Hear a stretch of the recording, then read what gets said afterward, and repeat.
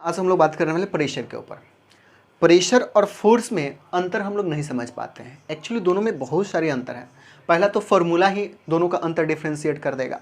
Formula हम लोग force का जानते हैं, मास इंटू एक्सेलरेशन होता है, द्रव्यमान इंटू त्वरण होता है।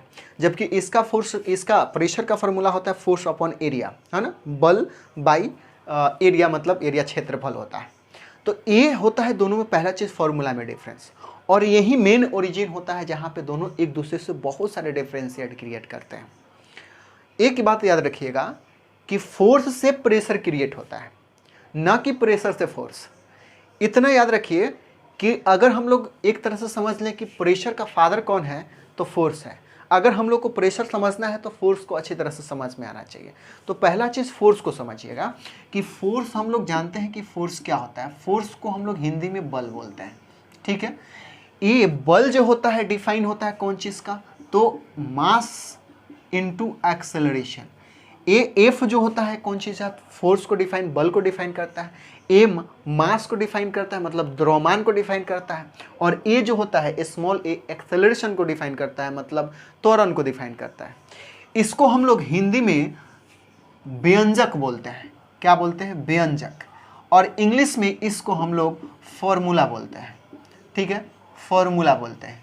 अगर मैं आपसे बोलूं कि ये फॉर्मूला F इक्वल टू ए में न्यूटन के किस गति के नियम से आया, तो याद रखिएगा इस सेकेंड गति के नियम से आया। न्यूटन के सेकेंड लॉ से कौन चीज़ व्यंजक आता है।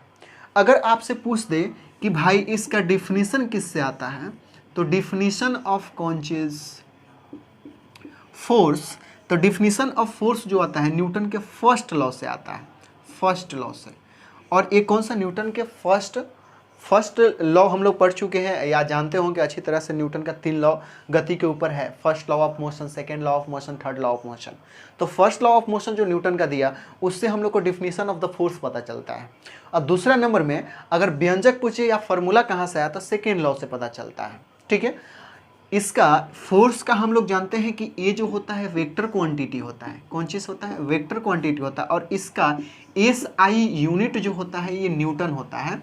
और हम लोग जानते हैं CGS में डायन होता है। तो 1 डायन इक्वल टू, अच्छी तरह से हम लोग जानते हैं कि 1 न्यूटन इक्वल टू 10⁵ डायन के बराबर होता है। ये हम लोग जानते हैं। अब ये बेसिक बातें हो गई फोर्स के बारे में। अब समझिएगा, यहाँ से हम लोग बात करते हैं प्रेशर के बारे में, ठीक है। प्रेशर कैसे क्रिएट होते हैं। प्रेशर के फॉर्मूला अगर आप समझ जाते हैं तो उसी से आपका प्रेशर का डिफिनीशन आता है। प्रेशर इक्वल टू आपके पास होता है फोर्स बाई एरिया, ठीक है। प्रेशर को हम लोग P से इंडिकेट करते हैं और फोर्स को F से इंडिकेट करते हैं। एरिया मतलब कौन चीज़, तो क्षेत्रफल। ये आपको पता होना चाहिए। और ये क्या है, बल, ठीक है। तो ये फोर्स को हम लोग F से और एरिया को कैपिटल A से डिनोट करते हैं। आप समझिएगा, इस दोनों में अंतर पहला समझ लीजिए। पहला तो दोनों का फॉर्मूला F इक्वल टू ए में है। इसका मतलब यहाँ पे कुछ एरिया के पर यूनिट एरिया की बात कर रहा है।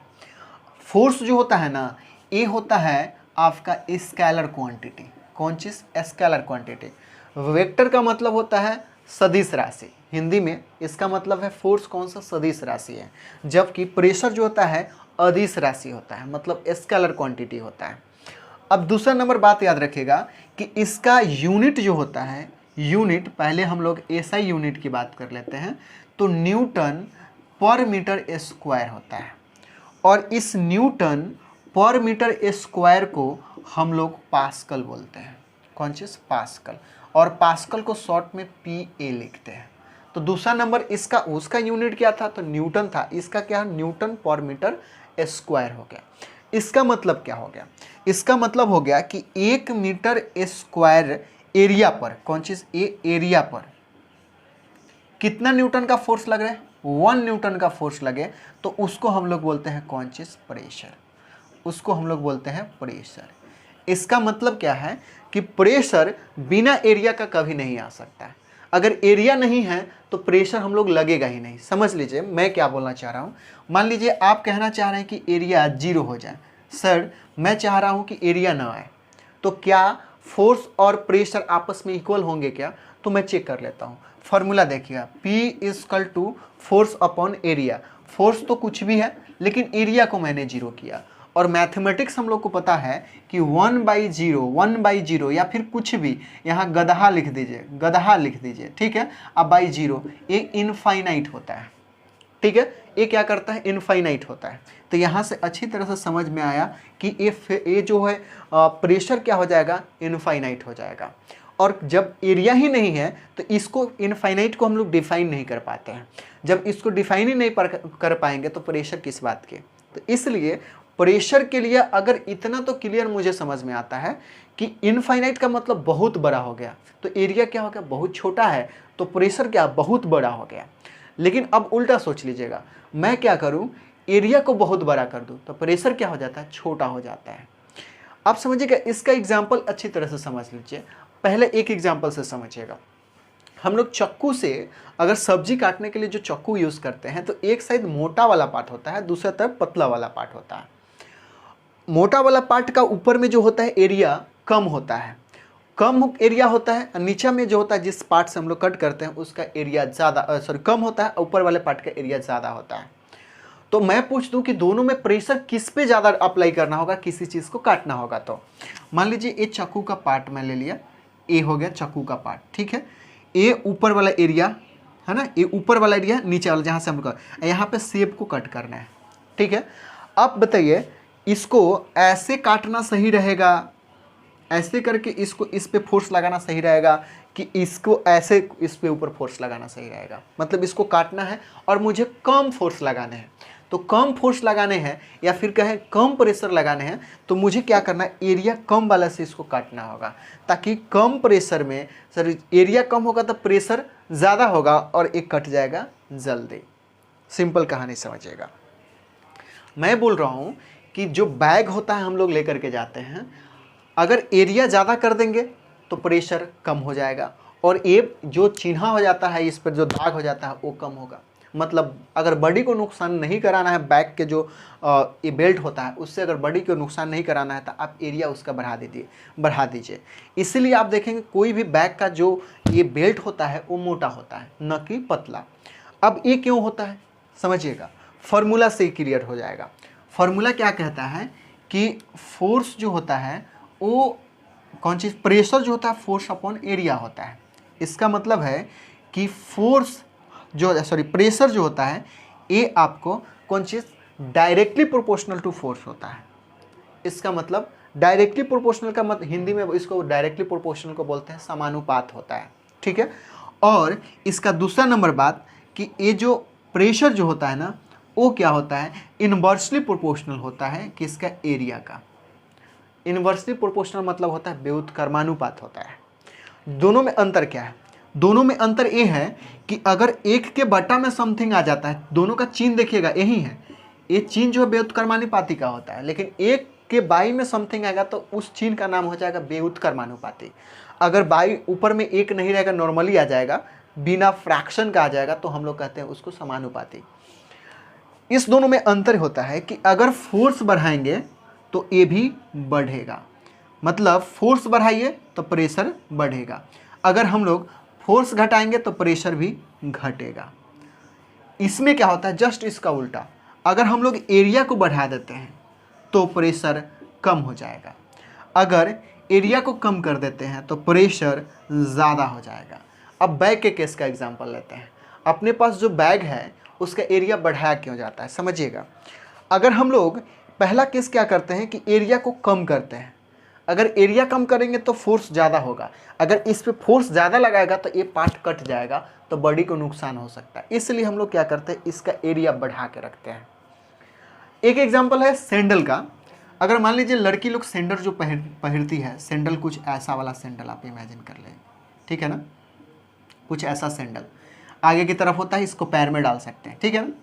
ये पीछे वाला पार्ट होता है, अगर ये आपके ऊपर पैर पे पड़ जाए तो क्या होगा, पैर को ज़्यादा नुकसान पहुंचा सकता है। यही चीज़ हम लोग क्या करें, इसका कम कर दें। अब एक आपके पैर पे पड़ेगा तो क्या होगा, नुकसान कम होगा। क्यों, क्योंकि ये देखिएगा इसका एरिया आप बढ़ा दिए, इसका एरिया बढ़ा दिए, एरिया बढ़ाएं, देखिएगा एरिया क्या करें, बढ़ाएं, तो फोर्स क्या हुआ, कम हुआ। इसका मतलब आपके पैर पे अगर किसी लड़की का पैर पड़ता है तो उससे आपको नुकसान कम होगा। तो मुझे देखना पड़ेगा कि अगर लड़ना है किसी लड़की से तो मुझे ध्यान देना होगा कि सैंडल किस तरह का पहनी है। सैंडल अगर इस तरह का है, ज़्यादा नुकीले वाला सैंडल को अगर डाली हुई है तो भाई कोशिश करना है बच के निकल जाए, क्योंकि इसका एरिया क्या है, बहुत कम है। एरिया क्या है, बहुत कम है, बहुत क्या है, कम है। ठीक है, बहुत कम है। अगर कम है तो प्रेशर बहुत ज़्यादा हो जाएगा। अब प्रेशर ज़्यादा हो जाएगा तो पैर के ऊपर पड़ेगा तो पैर को कचार सकता है, पैर से ब्लड आ सकता है। तो ये याद रखिएगा। तो हम लोग को ये अच्छी तरह से दिमाग में रखने होंगे कि एरिया अगर बढ़ा तो प्रेशर कम हुआ। एरिया याद रखिएगा। हम लोग ऐसा एग्जाम्पल बहुत सारे ऐसे दे सकते हैं। पानी के ऊपर तैरने का भी रीज़न यही होता है कि पानी के ऊपर अगर कोई बंदा है, अगर खड़ा होकर के डायरेक्ट पानी के अंदर जंप करता है तो डायरेक्ट अंदर चला जाएगा। उसमें ठीक है बहुत सारे अंदर से फोर्स लग रहे होते हैं, आगे चल के हम लोग बात करेंगे। बहुत सारे फोर्स, अब ट्रस्ट फोर्स होता है, वो कौन कौन सा फोर्स है। इतना इमेजिन करिए कि अगर पानी के अंदर डायरेक्ट अगर नीचे जाते हैं तो आपका एरिया कम हो जाता है। एरिया कम होगा तो डायरेक्ट आप नीचे जाएंगे, डूब जाएंगे। लेकिन जब आप सो करके लंबा होकर के अगर पानी के अंदर जाते हैं तो आप धीरे धीरे नीचे जाएंगे, आप डूबने का चांस बहुत कम हो जाएगा। क्यों? क्योंकि अगर खड़ा जाएंगे तो एरिया कम होगा तो प्रेशर ज़्यादा होगा, प्रेशर ज़्यादा होगा तो नीचे ज़्यादा जाएंगे। अगर सो करके जाएंगे, अगर सो करके गिरेंगे तो एरिया ज़्यादा होगा तो प्रेशर कम होगा, प्रेशर कम होगा तो आप डूबेंगे नहीं। अगर एक और एग्जांपल होता है कि दलदल के अंदर अगर आप फंस जाते हैं, मान लीजिए अगर दलदल है, यहाँ पे जगह नहीं है तो ऐसे ही बोल देता हूँ, अगर दलदल में आप फंस जाते हैं तो कैसे बचा जाए? तो एक तरीका है कि उसमें खड़ा हो जाए। खड़ा हो जाएंगे तो समझिएगा एरिया क्या हो जाएगा, कम हो जाएगा, प्रेशर क्या हो जाएगा, ज़्यादा हो जाएगा। प्रेशर ज़्यादा हो जाएगा तो आप नीचे जल्दी जाने लगेंगे। दूसरा तरीका है कि उसमें सो जाएं। सो जाएंगे तो एरिया देखिएगा, पीछा पीठ का पूरा सरफेस मतलब एरिया ज़्यादा हो जाएगा अपना पीठ का, और वो क्या होगा, एरिया अगर ज़्यादा होगा तो फोर्स कम होगा, फोर्स कम होगा तो आप धीरे धीरे नीचे की तरफ जाएंगे। तो ये एग्जाम्पल होते हैं फोर्स के। तो ये दोनों में आपको अच्छी तरह से अंतर समझ में आया होगा एक्चुअली क्या मीनिंग है दोनों में। और आपको ये भी समझ में आएगा कि फोर्स में और यहाँ से प्रेशर में क्या डिफरेंसेस है, और इसका यूजेस बहुत जगह आपको मिलते हैं। चक्कू का जो होता है, चक्कू का नुकीला पार्ट क्यों होता है? क्योंकि उसका एरिया ज़्यादा होगा तो प्रेशर कम होगा। हम लोग को क्या करना है भाई, कम प्रेशर में उसको काट करना है, तो हम लोग क्या करते हैं उसका एरिया कम कर दे ताकि प्रेशर बढ़े, जल्दी कट जाए, है ना। नहीं तो आप समझिएगा, अगर मुझे एरिया से अगर सिर्फ फोर्स को देखें तो फोर्स अगर मोटा वाला पार्ट जिससे एरिया ज़्यादा होगा तो प्रेशर कम होगा, तो काटने में मुझे फोर्स ज़्यादा लगाना पड़ेगा। मतलब समझिएगा, अगर मान लीजिए कोई यहाँ पे कोई सामान है, मान लीजिए एक ब्लॉक ले लेते हैं, कोई ब्लॉक है और इसको मुझे दो चीज़, एक ऐसा वाला कोई सामान दिया कट करने के लिए और एक उल्टा वाला ऐसा, ठीक है ना, उल्टा, है ना, ऐसा वाला सामान दे दिया ऐसे कट करने के लिए, ठीक है। अब देखिएगा मैं पूछूं कि कौन सा पार्ट है जो इसको जल्दी कट कर सकता है, तो आप देखिएगा हम लोग को देखना है कि प्रेशर और फोर्स, हम लोग जो प्रेशर क्रिएट किए हैं वो प्रेशर क्रिएट इसलिए किए हैं कि फोर्स कम लगाना पड़े, और उसका एरिया सर्कुलेशन इसलिए दिए हैं कि क्योंकि हमको एरिया कम रहेगा तो प्रेशर ज़्यादा होगा, फोर्स कम लगाने पड़ेंगे। अब देखिएगा आप सिंपल सी कहानी ये देखिएगा, ये नीचे वाले पार्ट इस ब्लॉक को कट करना है तो नीचे वाले के एरिया क्या है, कम है।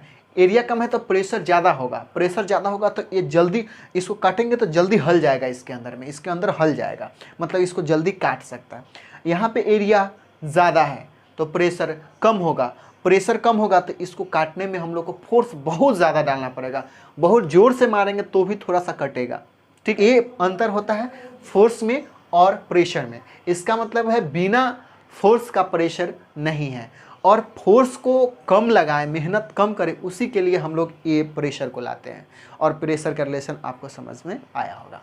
ये सब क्वेश्चंस बनते हैं, बहुत सारे एग्जांपल्स और भी हो सकते हैं जहाँ पे आपको पतला चीज़ से किसी चीज़ को कट करना हो, ब्लेड से नाखून कट करना हो।